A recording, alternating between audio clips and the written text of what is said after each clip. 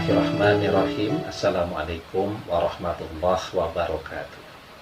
Bapak-bapak, ibu-ibu, mas-mas, mbak-mbak, adik-adikku sekalian yang dirahmati Allah, kembali di IIP Channel bersama saya IIP Wijayanto. Kali ini kita akan membahas topik mantan menikah dengan orang lain, berdoalah agar dia segera kembali. Ya, jadi pertanyaan ini ya mungkin banyak muncul di dalam benak masing-masing kita ya, termasuk juga ke saya sering sekali itu ditanyakan, Ustadz, boleh tidak ketika misal mantan atau orang yang menganggap kita mantan sudah menikah dengan orang lain, kemudian tetap berharap kepada yang bersangkutan ya, bahkan berdoa agar yang bersangkutan bisa kembali ke kita ya. Nah, jadi sebenarnya masalah bab berdoa apa saja diperbolehkan ya, apalagi doa itu dipanjatkan oleh orang-orang yang terzolimi ya. Kenapa saya katakan terzolimi? Tabungannya habis ya, kuliahnya sampai tidak selesai, misal ketika masih jalan bareng saat masih mahasiswa ya, sibuk ngurusi orang yang dia cintai sampai dia sendiri tidak sempat kuliah. Kemudian berjanji untuk setia, tidak taunya begitu dia rampung kuliah dia tinggalkan dan dia menikah dengan orang lain ya. Bahkan ketika jalan bareng misal sampai beli kaos saja tidak sanggup ya, sampai mau makan saja harus ditahan karena biaya operasionalnya tinggi ya. Kemudian karirnya hancur, kehormatannya hancur, reputasinya misalnya juga nyungsep ya, mungkin juga keluarganya babak belur dan hancur. Nah, ini kan orang-orang yang terzolimi ya. Ketika orang terzolimi, dia mau berdoa apa saja, Allah mengizinkan mereka menyampaikan doa tadi ya.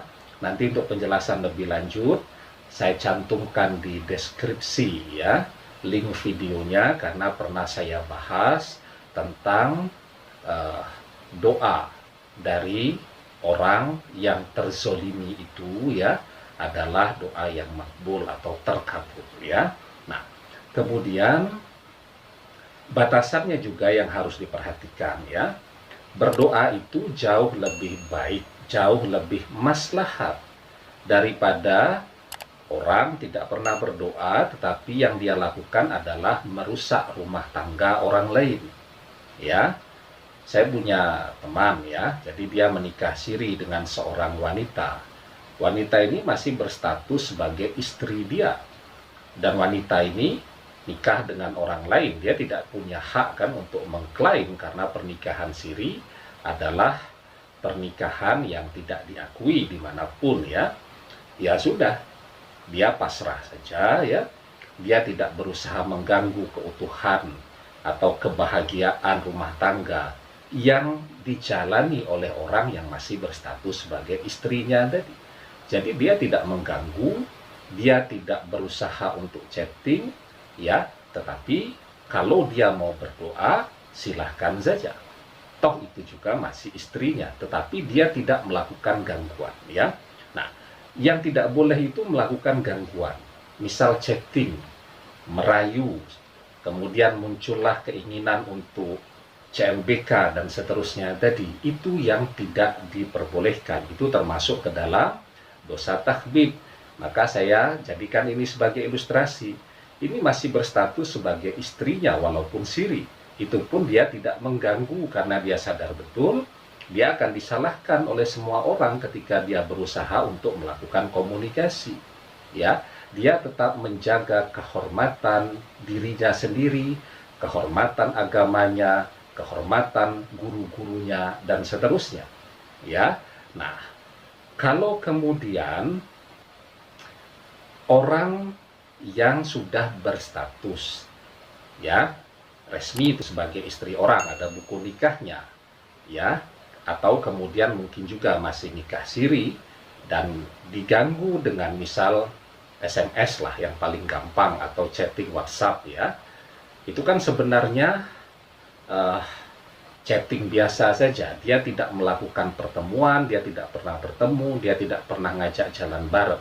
Tetapi ketika yang bersangkutan melakukan chatting tadi, itu termasuk ke dalam klasifikasi dosa takhdid. Nanti penjelasannya lebih jauh saya cantumkan juga di deskripsi ya. Saya sudah pernah membahas topik ini, bahwa chatting dengan istri orang itu adalah dosa takhdid ya. Orang yang masih berstatus istrinya saja dia hindari agar tidak terjadi fitnah. Nah ini jelas bukan siapa-siapa bagi si wanita, cuman mantannya, dia melakukan chatting, itu adalah dosa takhdid. Itu yang tidak diperbolehkan ya.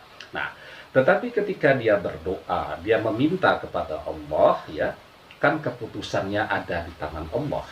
Kita tidak pernah tahu loh ya, jodoh manusia itu ada yang gadis bujangan ketemu, setelah itu mereka running ya sampai akhir hayat mereka, memisahkan ya. Ada juga yang kemudian harus menjalani atau melewati lika-liku kehidupan dulu. Mungkin saja kan menikah dengan orang lain dulu, setelah itu menjadi janda, setelah itu menyadari kesalahannya, balik lagi. Sangat mungkin itu terjadi ya, sejauh dia tidak mengganggu rumah tangga orang lain ya, kemudian tidak merayu istri orang dan seterusnya. Yang dia lakukan hanya berdoa saja dengan sungguh-sungguh, maka ya silahkan saja. Kalau kemudian Allah kabulkan, yang penting dia harus konsisten dengan doanya. Jangan kemudian dia berdoa agar mantannya kembali. Jadi dia bukan berdoa agar mantannya bercerai, dia berdoa agar mantannya kembali kepada dia. Caranya dia serahkan segala sesuatunya kepada Allah. Tetapi kan orang kalau sudah terikat, ya bisa saja kan nanti sudah terjadi perubahan, baik perubahan fisik, baik juga mungkin sudah punya anak dan seterusnya. Kalau memang berdoa demikian, orang harus konsisten. Ketika Allah kabulkan, dia harus menerima keadaan mantannya yang kembali tadi dengan segala kekurangan dan kekurangannya pada saat ini. Namanya manusia bertambah usia kan semakin keriput ya, terjadi perubahan fisiologis dan juga tanggung jawabnya. Misal punya anak juga sudah berbeda dengan ketika masih gadis dulu ya. Nah, yang paling penting ketika minta kepada Allah tadi bersungguh-sungguh ya. Di dalam sebuah hadis dijelaskan, iza da'a ahadukum falyazimil mas'alata wala yaqulanna Allahumma in syi'ta fa'atini fa innahu la mustakriha lahu. Apabila salah seorang di antara kamu berdoa, maka hendaklah ia bersungguh-sungguh dalam permohonannya kepada Allah, dan jangan ia berkata, ya Allah, apabila engkau sudi, maka kabulkanlah doaku ini, karena sesungguhnya tidak ada yang memaksa Allah.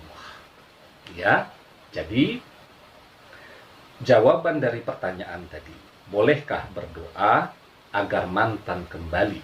Silahkan saja berdoa. Ya, karena segala keputusan dari doa tadi ada di tangan Allah, dan apapun yang terbaik menurut Allah, itulah yang terbaik menurut kita.